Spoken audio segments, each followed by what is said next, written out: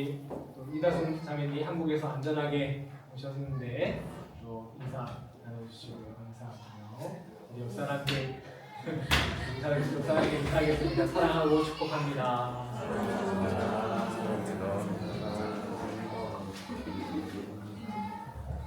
감사합니다. 오늘은 신앙의 DNA를 찾아서라는 제목으로 하나님 말씀 나누겠습니다. 여러분은 순수 100% 한국 사람이십니까? 어떠신가요?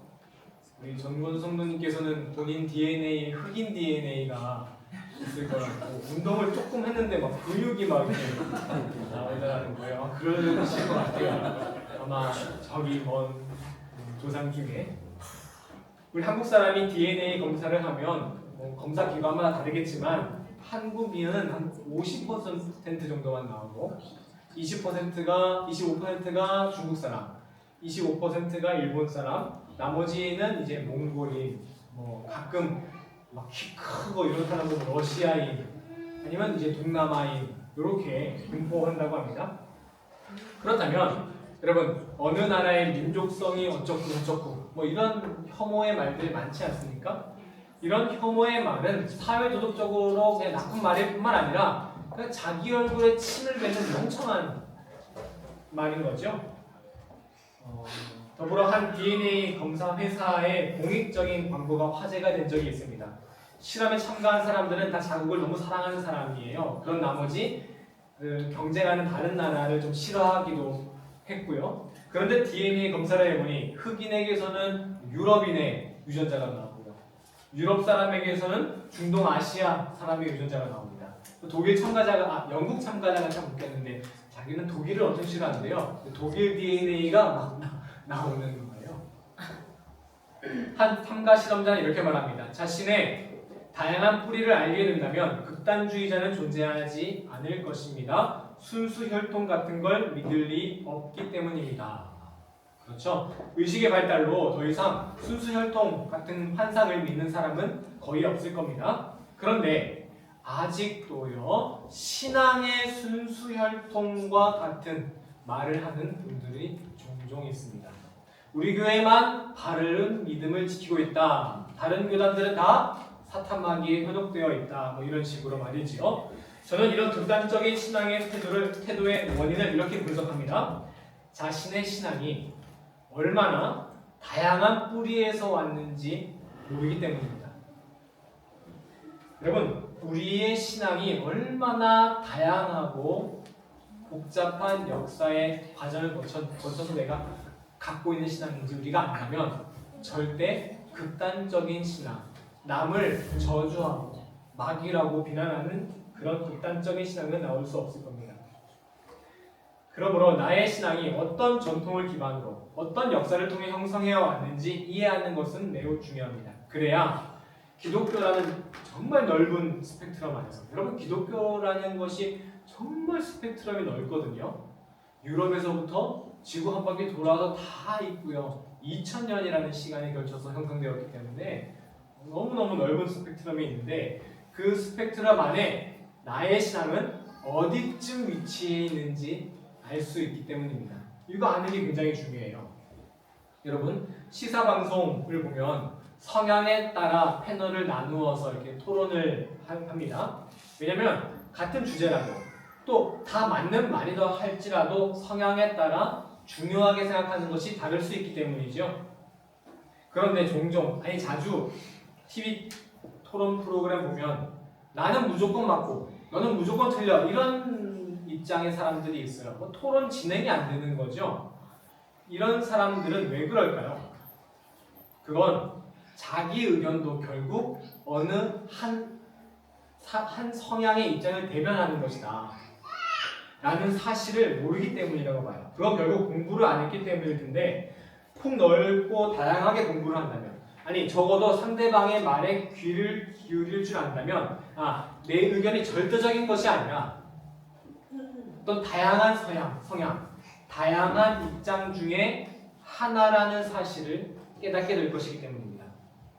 내 의견은 여러 의견 중에 좀 보수적인 편이구나 내 의견이 좀 너무 극단적으로 진보적인 편이구나 이런 식으로 자신이 인식한다면 대화가 되고 성숙한 의견을 낼 수 있겠죠. 같은 의미로요.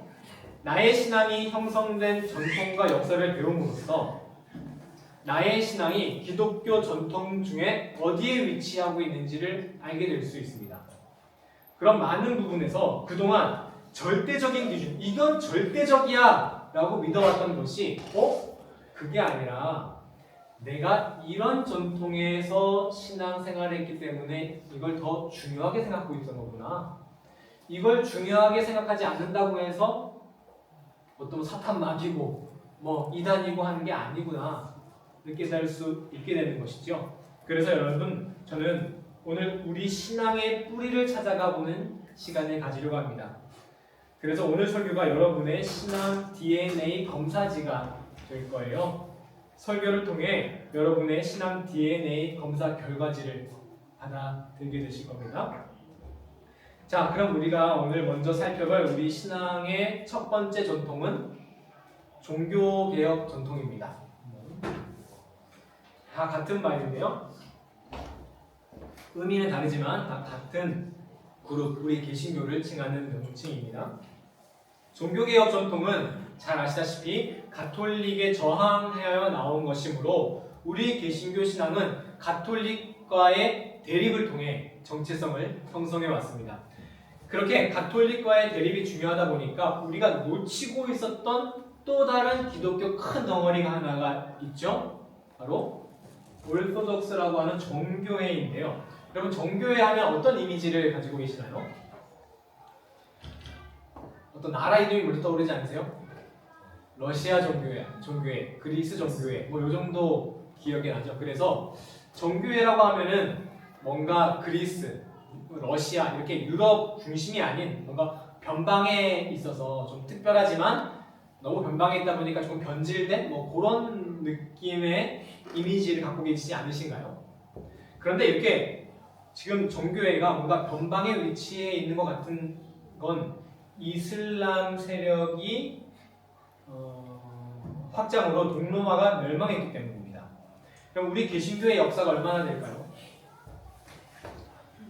2017년이 아마 종교개혁 500주년 기념이었을 겁니다.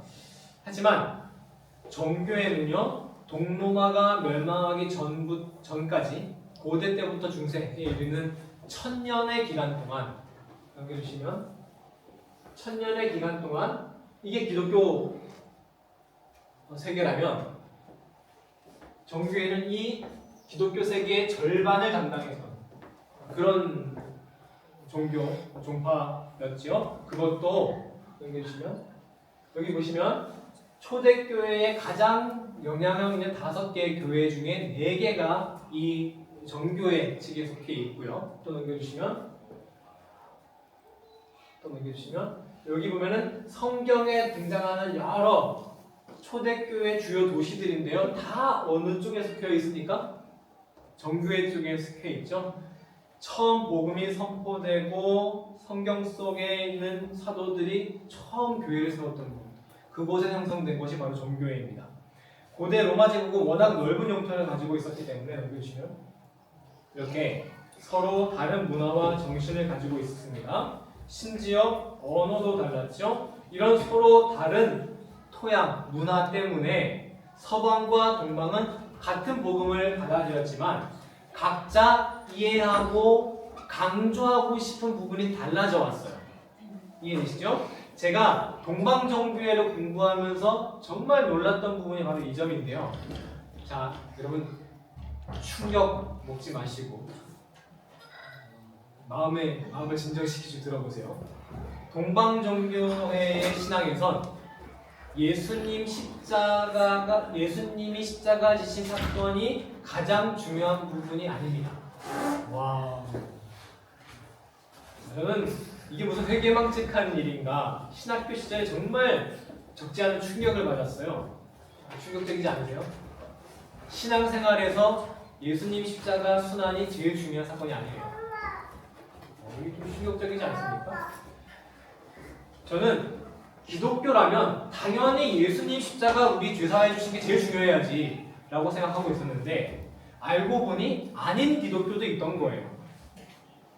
내가 기독교를 잘 몰랐구나. 기독교라는 것은 그런 게 아니구나. 뭔가 그동안 알지 못했던 새로운 우주를 발견하는 기분이었어요. 저는 오늘 여러분께 이 새로운 우주를 한번 같이 경험해보고 싶어요. 정교회에서 가장 중요하게 생각하는 건 십자가가 아니라 바로 이 성육신이 가장 중요합니다. 성육신이요. 여러분, 성육신을 어떻게 이해하시나요? 설명하시나요? 성육신이 뭔가요? 하나님께서 인간의 몸을 입으신 거죠. 왜요? 왜 하나님께서 인간이 되셨습니까?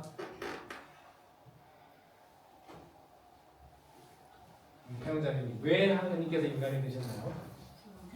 구원하시려고. 어떻게 해야지 구원됩니까? 다 대부분 다 마음속으로 아실 거라고 생각합니다. 왜냐면 인간의 몸으로 오셔야지 뭐 할 수 있으니까? 십자가 지실 수 있으니까. 그렇죠? 구원은 십자가를 통한 것이에요. 그렇죠? 우리가 십자가를 통해 구원받는 것이고 이 십자가를 위해서 뭐가 있는 거예요? 성육신이 있는 거죠. 뭐가 더 중요해요? 십자가가 더 중요하게 보이죠. 구원은 십자가인데 이런 식의 이해라면 성육신은 십자가까지 가기 위한 하나의 절차, 수단인 거예요. 이게 바로 십자가 순환 중심의 서방 전통의 이해예요. 이해되시죠? 정교회에서는요, 예수님을 생각할 때 십자가 순환보다 뭘 더 중요하게 생각한다고요? 성육신을 더 중요하게 생각한다는 거죠. 동방교회에서는 성육신 그 자체가 구원 사역이에요. 왜?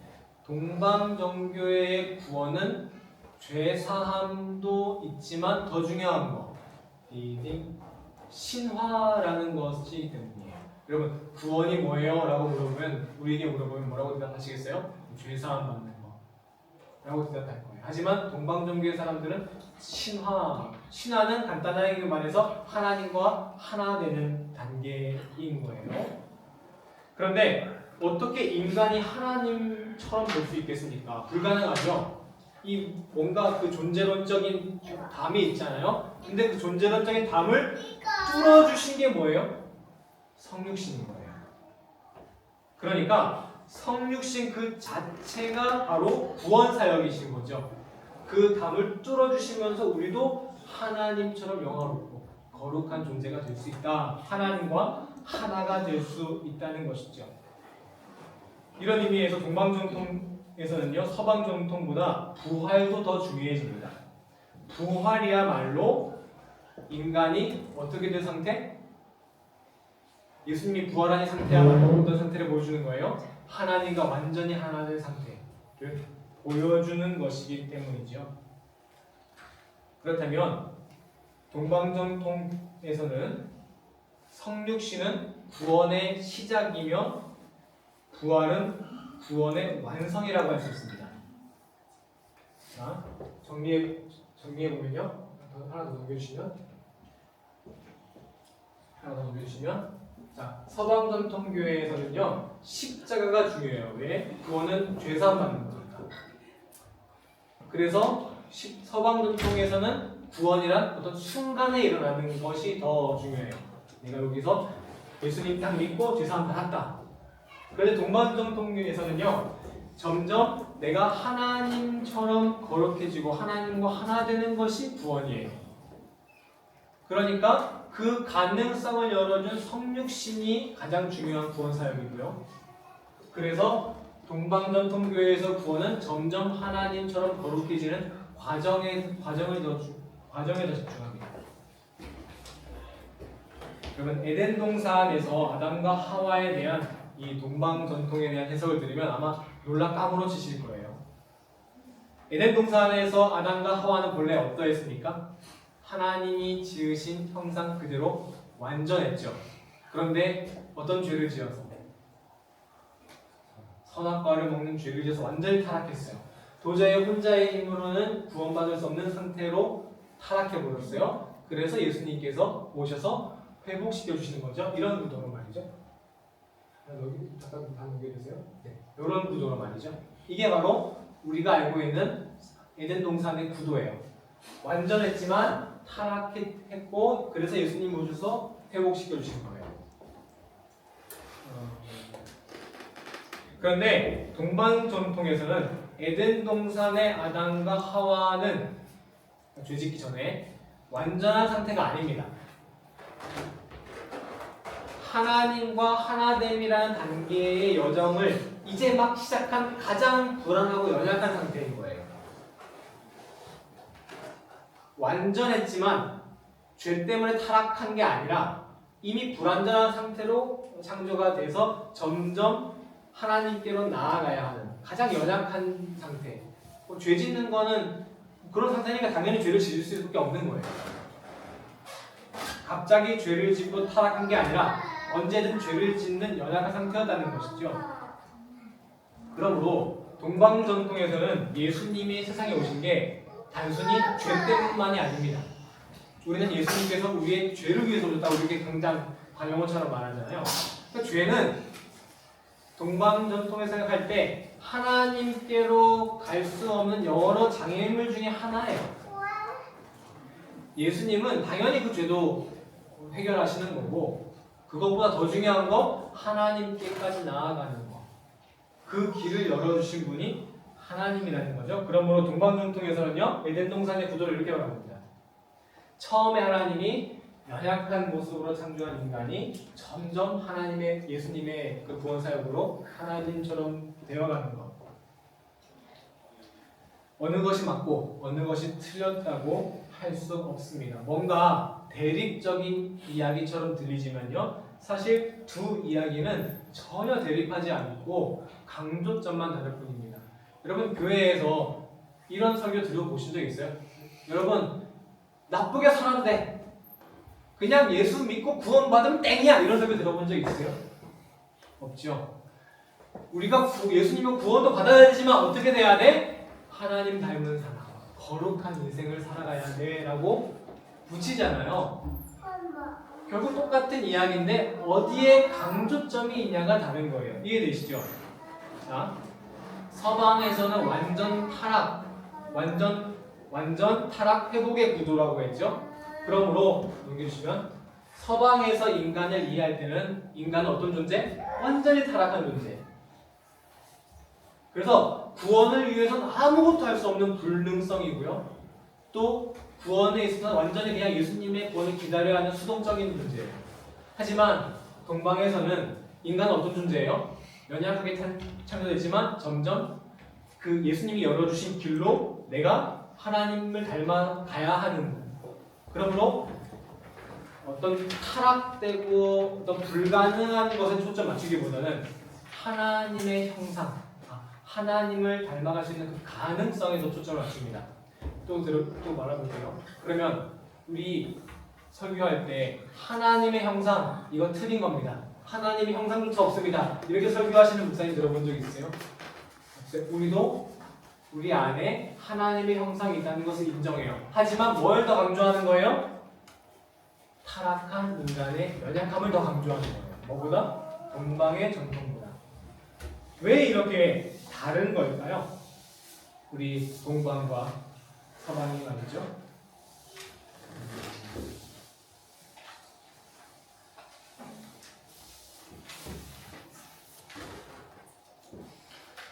동방과 서방, 아까 말씀드렸듯이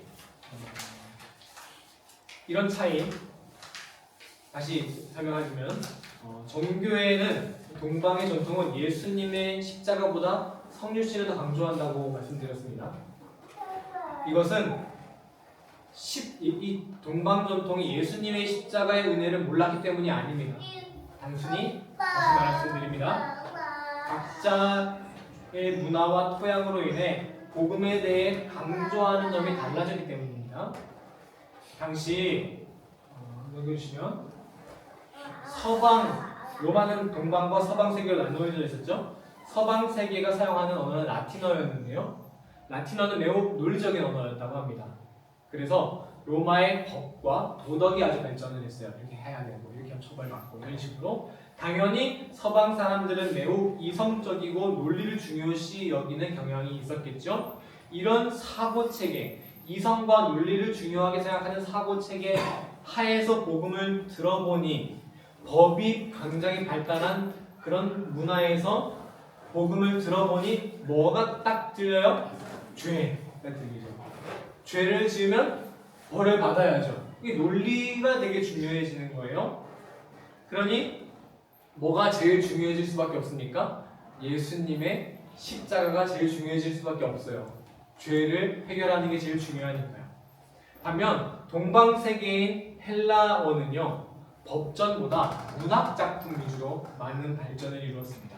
머리로 생각하는 이성보다는 직접 몸으로 경험하고 느끼는 것을 더 중요하게 생각했습니다. 그러니 서방 사람들이 와가지고 극단적으로 표현하면요, 예수님 믿고 죄 사함 받아야 합니다 라고 하는데 머리만 복잡하고 뭐 느껴지는 게 없는 거예요.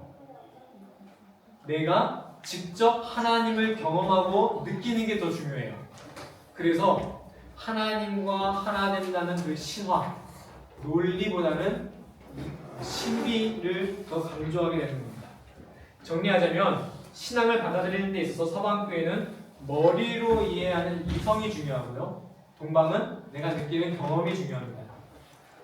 서방교회에서는 예수님의 대속을 이성적으로 설명할 수 있는 이성, 논리가 중요하고요, 동방의 구원은 하나님께 점점 가까이 가면서 내가 그걸 직접 경험하는 신비가 중요합니다. 저는 이 부분에서 참 납득이 안 됐던 것이 있어요. 아니, 그렇다면 우리는 지금 어느 전통 하에 있는 거예요? 여러분, 왜 우리가 이렇게 십자가의 대속이 성육신보다 더 중요한 신앙을 갖게 되었을까요? 왜? 이것이 옳고 쟤네들 틀렸으니까?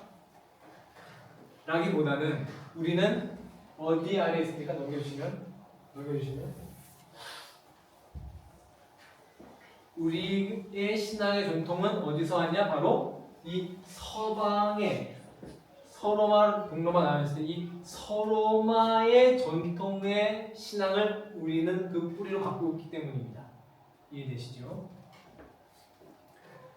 그러면 질문 하나 할게요. 다시 한번 똑같은 얘기지만 우리는 왜 하나님과 하나 되는 신비보다 예수님의 십자가 대속의 무게중심을 더 쏟고 있는 걸까요? 여러분, 하나님과 하나 되는 신비를 이루시기 바랍니다. 이렇게 말했을 때 또 비교해보세요. 여러분, 예수님께서 우리의 죄를 위해 십자가 지시고 피 흘리셨습니다. 이 말을 들으세요. 어떠세요? 예수님의 십자가, 예수님의 그 피 흘림의 은혜, 벌써 우리 영혼이 반응하지 않습니까? 그렇죠? 훨씬 더 적극적으로 반응하게 되죠. 우리 신앙의 DNA가 여기 있는 거예요. 우리 신앙의 DNA가 서방 전통에서 왔기 때문이에요. 이런 전통은 여러분 매우 긍정적인 겁니다. 이런 것 때문에, 이러한 전통, 우리의 이러한 DNA 때문에 우리는 동방 정교의 사람들보다 예수님의 사랑을 훨씬 더 깊이 체험할 수 있어요. 이해되시죠? 동방 정교의 사람 별로 중요하게 생각하지 않으니까 십자가 뭐 할 수도 있지 이렇게 여길 수도 그러진 않겠죠. 그렇지만 우리가 훨씬 더 예수님의 그 십자가, 그 사랑 더 뜨겁게 느낄 수 있게 되지 않겠습니까?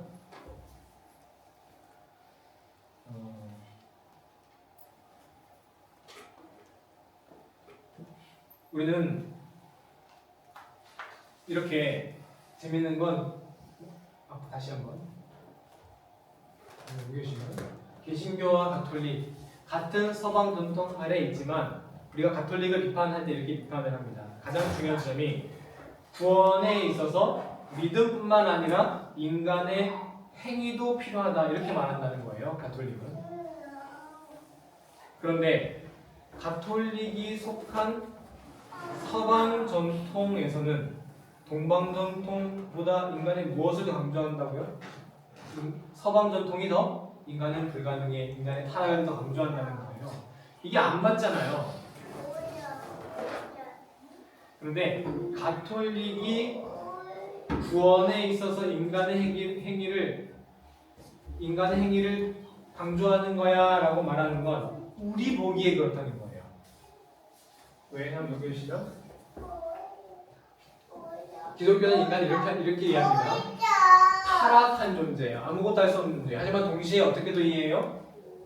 하나님의 형상을 가지고 있는 선한 존재이기도 하죠. 이게 이 넓은 스펙트럼이 우리 기독교 인간 존재예요. 그런데 여기 보시면 어느 것을 더 강조하고 있느냐? 바로 우리 개신교는 조금 더 가톨릭보다 인간 타락을 더 강조하고 있는 전통에 서 있는 거죠. 그러니까 우리가 보기에는 가톨릭이 어때요?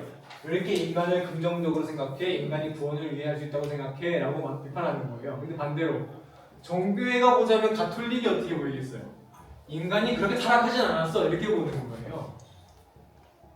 그러면 여러분, 저 인간의 가능성을 너무 높이 보고 십자가를 강조를 안 해? 저건 틀렸구만 라고 하기보다는 나는 어느 전통에 서 있구나? 내 신앙의 DNA는 하나님과 점점 닮아가는 그런 삶의 구원보다 죄의 대속을 강조하는 신앙의 DNA에 서 있는 거구나. 저는 가장 이해 안 됐던 게 서방 전통이 하나 더 넘겨주시면 뒤로 넘겨주시면 하나만 더 서방 전통이 이성적이고 교리적이라는 거예요. 이성적이고 논리적이라는 거죠. 저는 도대체 납득이 안 됐어요. 아니 내가 생각했을 때 우리 교회는 정말 체험이 중요하고 정말 뜨겁게 기도하는 게 중요한데 이성은 하나도 안 중요한 것 같거든요. 우리가 믿음에 있어서. 그런데 동방 종교의 사람들이 우리를 보면 굉장히 이성적이라는 거예요. 내 신앙에 있어서 이성이 굉장히 중요하구나. 이게 나쁜 표현이 아닙니다. 왜냐하면 논리적으로 예수님의 십자가 구원의 사건을 우리가 이해하는 거니까. 이렇게 우리가 넓은 시야로 내가 어디에 서 있는 곳인가를 알다면 나의 신앙이 어떤지도 더 잘 알 수 있습니다. 여러분, 그렇다고 우리 기독교, 우리 개신교 안에 신비나 경험이나 이런 거 없을까요? 아니죠. 여러분, 독일의 경건주의 신앙이라는 것이 있습니다. 루터 신앙, 칼뱅 신앙이 너무 교조화되고 교리만 중요하게 생각하니까 독일에 있는 많은 사람들이 할레 도시, 그리고 저기 또 있는 가까이 있는 헤르누트라는 곳에 있는 사람들이 우리는 예수님의 그런 신비, 어떤 이성이 아니라 신비를 강조할 거야 라는 흐름도 있고요. 또 영국의 존 웨슬리는 성화라는 단어를 사용하는데 예수님처럼 거룩하게 되어야 된다. 이거 바로 동방종교에서 말하는 신화랑 다를 거 없고요. 또 가까이 있는 여러분 요즘에 찬양할 때 어떻게 찬양하십니까? 우리가 아주 뜨겁고 열심히 기도로 찬양하지 않습니까? 그런 것도 우리의 체험이고 신비인 거예요. 어느 하나가 맞고 틀리고가 아니라 우리 안에는 이러한 모든 전통이 다 있는데 우리가 여기에도 강조점을 두고 있는 것이죠. 이렇게 우리는 개신교라는 신앙의 DNA를 가지고 있습니다. 다음 시간에는요, 우리가 그 개신교 안에서 각 교단의 DNA, 내가 이 교단에서 어린 시절에 신앙생활을 했기 때문에 이걸 중요하게 생각했구나 라는 신앙의 DNA를 살펴보도록 하겠습니다. 우리 함께 찬양하고 기도하겠습니다.